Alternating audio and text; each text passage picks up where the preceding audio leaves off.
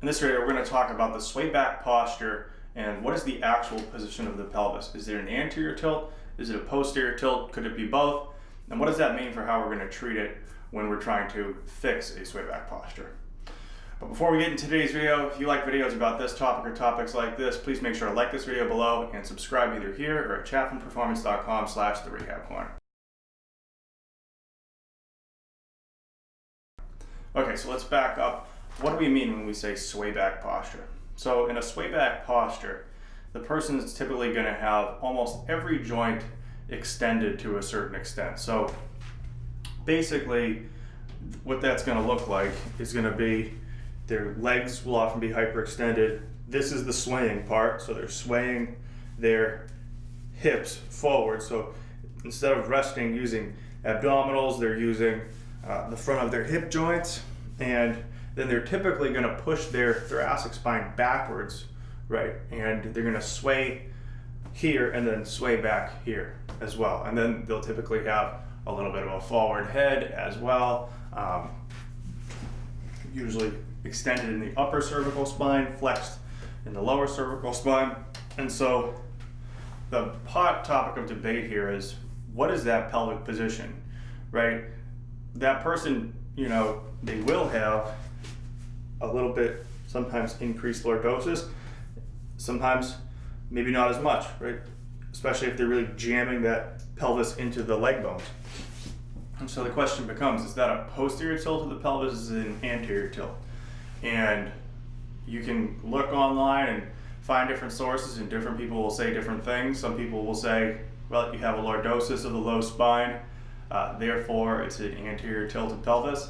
Some people will say anterior tilted pelvis means, tilted forward more than the normal 14 degrees of tilt, and that's actually less than the 14 degrees of tilt, so that's a posterior tilt. And so to answer this question, is it an anterior tilt or is it a posterior tilt? We need to think about, when we're calling something an anterior or a posterior tilt, are we referring to just the posture, or are we referring to the position of the joint as it relates to the activity of the muscles surrounding that? And you might be thinking, well, what's the difference between that? And the difference is, if we say that when someone's standing straight up, if the pelvis is inclined less than 14 degrees, does that mean they actually have a posterior tilt? Well, from a muscular standpoint, we are going to think hamstrings and abdominals are going to help perform a posterior tilt. And when someone's standing, are they necessarily using hamstrings and abdominals to get that into a posterior tilted position? Or were they simply keeping their legs there and they're swaying their body back, and therefore they're kind of hitching their pelvis under, so that it comes under and backwards? They're not necessarily using active muscular contraction to get it there. They're using the position of their body to get it there. And so that's different, because we've talked about how we use abdominals as respiratory muscles. And one of the advantages to using oblique abdominals as opposed to the six-pack rectus abdominis that comes down the front is that we talked about this in the anti-rotation video. We said that the rectus abdominis, because it goes straight up and down, if we're in an extended position, we're really going to favor the rectus abdominis, but because it's so thin and it just goes here to here, right? It goes pubic bone up to the bottom of the sternum.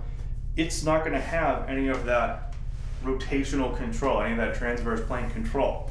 Whereas the oblique abdominals will, because where they attach, both on the pubic bone and also on the ilium, the lateral pelvis. So that's going to be able not only to control the pelvis in a front to back plane, but it's also going to be able to control the pelvis in a side to side plane as well as a rotational plane. And so this brings me to my point about, is it an anterior or a posterior tilt?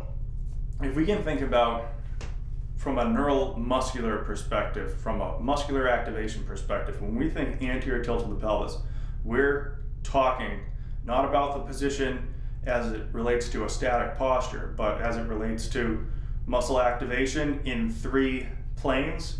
Then if we say anterior tilt, what we really mean, if we have an anterior tilt on the side, we mean it comes forward it flares out, and then it also kind of comes out this way, right? So we have this pelvic change in 3 planes, right? It's like forward, out, and tilted.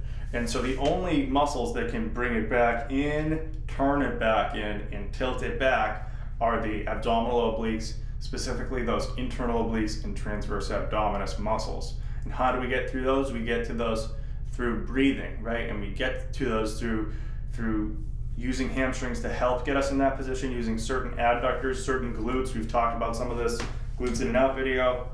For the glute part of it, we've talked about hamstrings and abs in the hamstring and abs video. So that's how we get ourselves into that triplanar balance, right? And so if you had that on both sides, if you're coming forward, you're flaring out, and you're dipping down, up to the side in 3 planes on both halves of your pelvis, right? You still have the same problem.